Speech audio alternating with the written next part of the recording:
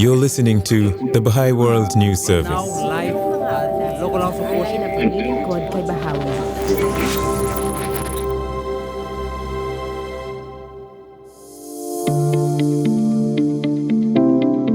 The Association for Bahá'í Studies in North America recently held its 49th annual conference in Calgary, Canada.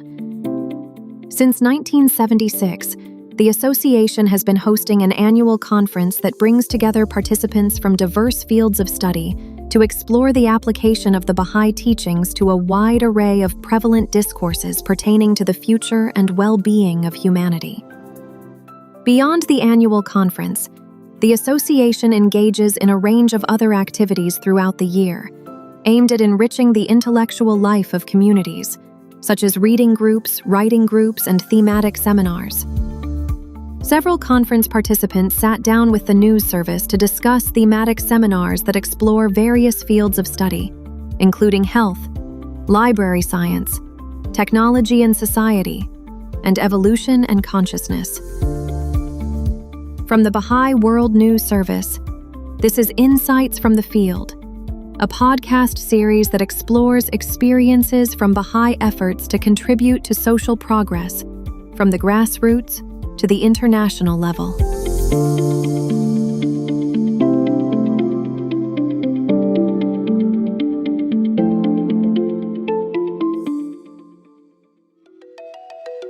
Shabnam Koirala Azad and Andres Shahidinejad, both members of the association's executive committee, reflect on the association's evolution over the years and how the thematic seminars have emerged. The Association for Bahá'í Studies has been around for almost 50 years. And so it's gone through, a huge evolution, I would say, in those 50 years.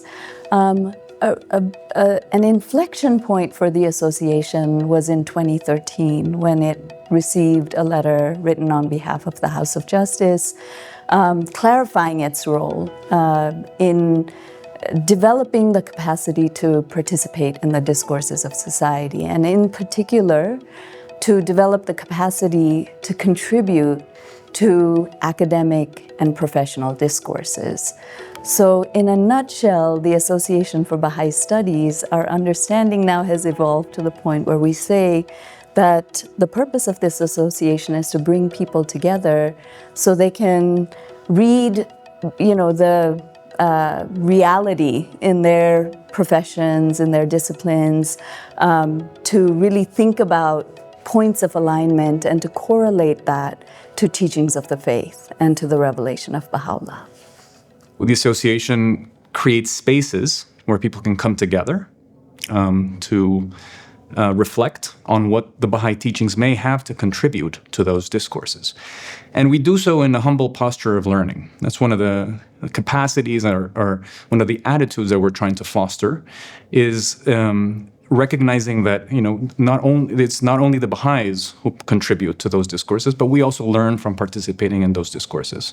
So the association generally creates spaces and brings people together to enhance those capacities to contribute to discourses. The process usually begins with a group identifying a text they would want to understand better, and that text is usually selected on the basis that it may be a good entry point into a discourse. And so a group of friends will come together in a very informal and very accessible setting to study this text. As groups kind of advance in this process, you will maybe see that this text, where they're putting their ideas into writing, will take shape and becomes gradually polished, and then they start offering this same text to other individuals who may have, similar interests. That text will often be the basis, along with other readings, of a seminar. Tara Ram, a neuroscientist and co-facilitator of a seminar on evolution and consciousness, discusses how the Baha'i principle of the harmony of science and religion informs the exploration of the thematic seminars. Baha'is believe that science and religion are complementary bodies of knowledge and practice that mutually inform each other and that reinforce each other. So the insights that we generate through science, through the study of the physical world, can inform and help us better understand spiritual principles. And likewise, spiritual principles and teachings can shape the types of research questions that we're interested in, the types of knowledge that are generated, the assumptions that we carry into our research. And so that principle and further developing and understanding what all the implications of that principle has been really a foundational aspect of a lot of our work in some of these thematic seminars, these 2-day seminars we've been organizing, and some of the other spaces I've been able to participate in through the association. Andrea Robinson, a critical care physician, speaks about a seminar on health and healthcare. One conversation that we were having in the seminar was if you take certain models of how we understand healthcare, we consider different factors, and depending on what model you use, you might explore more or less factors around an individual. So you might say, oh, well, you have this genetic abnormality, and that's why you have this disease. But if you might expand your view a little bit more, you might say, well, also like these social factors exist. The environment in which you are has more or less pollution, and that might impact this. You might even extend it a little further and say, well, there's social forces that are at play and inequities in the system that impact your health. But then if we look really to religion as a source of knowledge, then we actually also have to acknowledge the existence of spiritual forces and say that spiritual forces will also be impacting the health of both an individual and of a population, in both either positive or negative ways, depending on what's there. So, for example, what does the force of justice have to play? What bearing does that have on the health and well-being of a population? Or how is that informing even the types of questions that you ask of an individual seeking healthcare as a healthcare provider? To what extent are you conscious of the forces that are at work in their lives? And how does that even shift the set of questions that you're starting to ask about their well-being and about the factors that are influencing it? If we take this notion of a human being being both a material and a spiritual being, and an understanding of health that recognizes that both our material and our spiritual natures can be impacted by both health and by disease, and then start to look at the systems that we have built and look for opportunities to advance this concept or to advance this understanding, would we or would we not come up with different approaches to addressing some of the challenges that we are encountering within our fields? Lev Rickards, Assistant Dean for Libraries at Santa Clara University, co-facilitated a seminar on the intersection of library science and community building. We had a group of 11 people who come from a variety of different professional backgrounds, but mostly connected to libraries and a few to archives. And the main ideas that we were exploring together were different conceptions of the library. What is a library? During the seminar, we found a number of principles from the Baha'i writings were especially helpful in thinking about library science as a discipline, recognizing that every human being has this higher self, every human being has this higher potential that they're striving for. They want to contribute to their own progress, and they also want to contribute to the progress of the world. That really changed the way we talked about librarianship. One way that has, in my own life, changed my approach to librarianship is to place what happens in the library in a broader context. So instead of thinking about the person who comes into the library as just someone who has a need that can be met quickly as in kind of a transaction, rather to see every person that comes into the library as a soul who has a higher purpose, who has the potential to contribute to the transformation of society. Part of what we talked a lot about yesterday was knowledge. Also, was this idea that the way that Baha'is think about the progress of communities is not just material, but is principally about knowledge.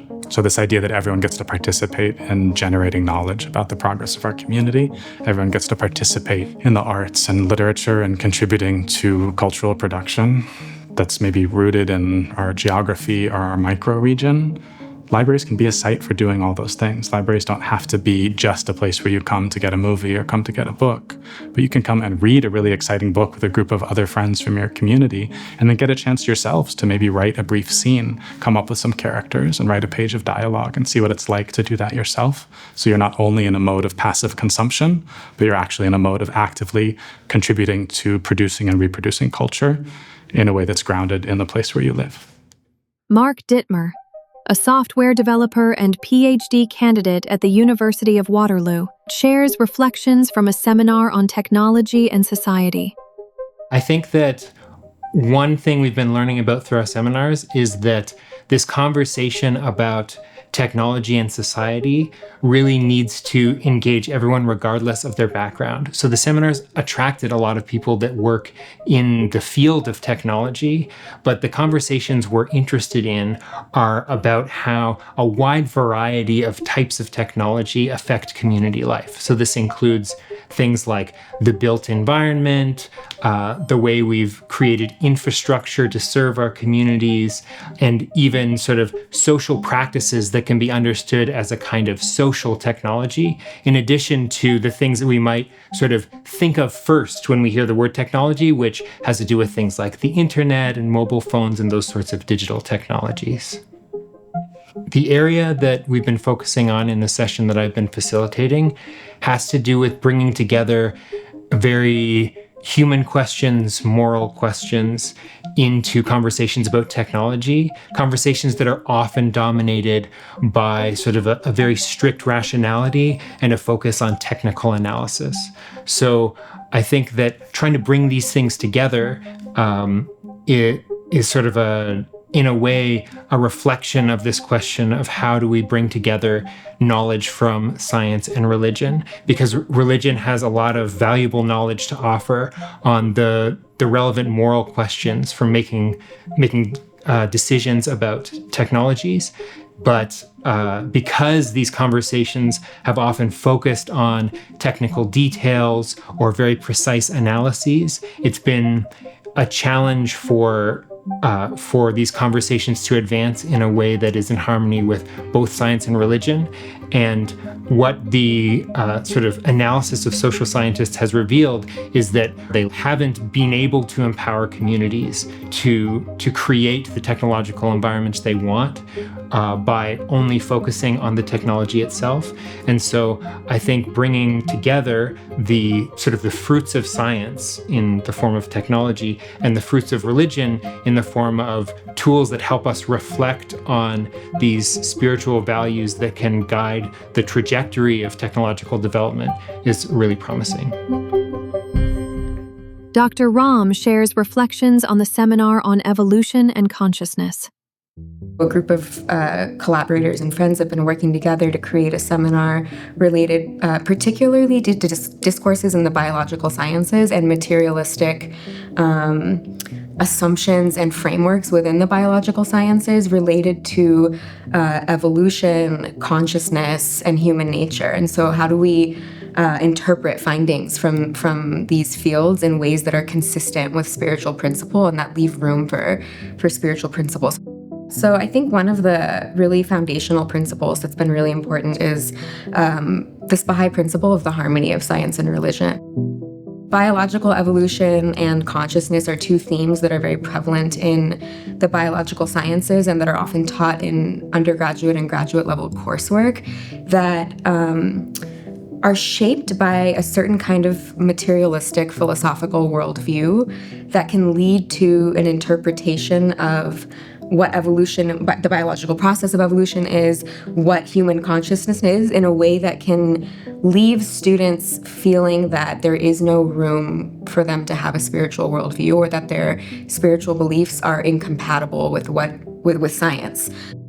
How neuroscience serves as an authority to shape the public understanding of human nature through findings that make their way often into science journalism, that can lead people to think that lower aspects of our human nature could potentially be interpreted as hardwired features of human behavior. So there's a tendency for people to overweight statements about human nature when they're paired with some statement about the brain or some statement about neuroscience, because it seems to be more objective than were it not. So if you say human beings are selfish versus human beings are selfish and we found the brain region that explains why, people are more likely to believe or to value the statement about the brain. So neuroscience has a really important responsibility to promote an understanding of human nature that is accurate and comprehensive and holistic.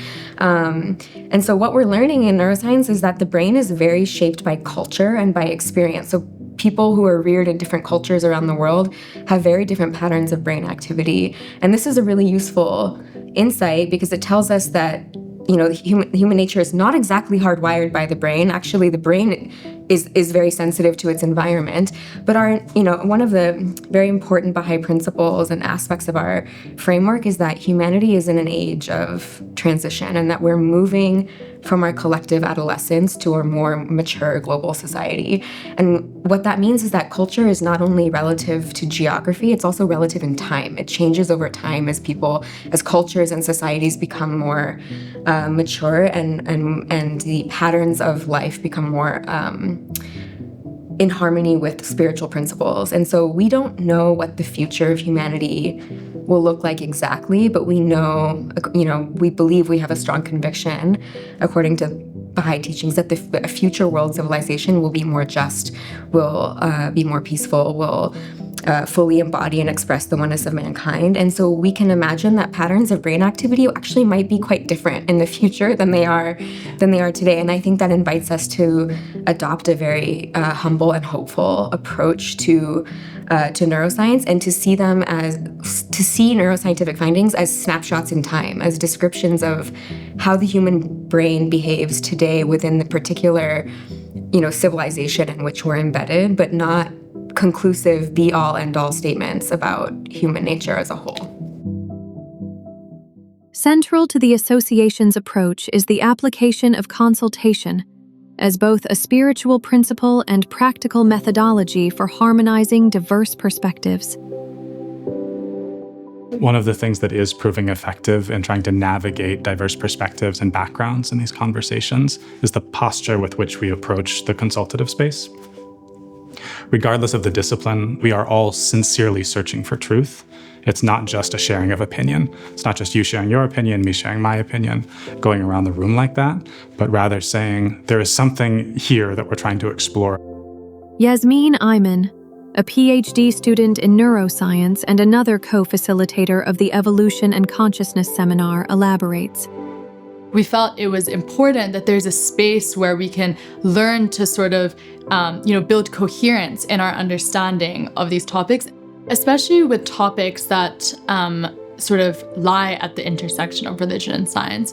It might seem as though there is a friction or there's tension among these different systems of knowledge. And then, at least speaking from experience, earlier in my career, I would shy away or sort of try to avoid these conversations and let me work in a space where there isn't as much tension between my values and my principles and the academic community that I'm embedded in. But through ABS, we can develop this toolkit to really analyze discourses, discern where we can, contribute meaningfully to the discourse with principles or with a spiritual framework, and then be able to articulate those ideas in a way that, instead of being divisive, is really trying to find points of unity among these different disciplines and approaches. In a lot of academic disciplines, there's the tendency towards contention and debate, and that's often thought of as the way to arrive at truth, right? A competition between ideas, and an idea that between a competition of ideas, the best one will climb to the top.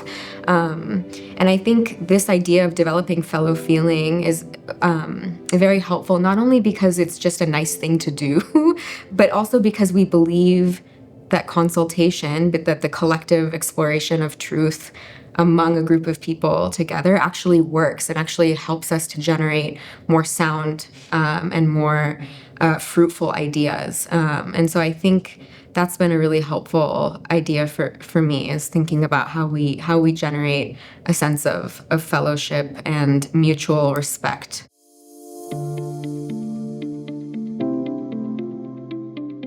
I think that the spaces that the association is developing is helping us develop a new way of generating knowledge and harmonizing diverse perspectives that helps us to develop a unity of thought among people. Selvi Adekalam Zabihi, member of the association's Committee for Collaborative Initiative, shares some insights. When you're trying to examine a set of assumptions that may be implicit and that no one has ever articulated to you, but that really shape, the knowledge within your field, it's not an easy thing to do. You have to sort of think outside of the box.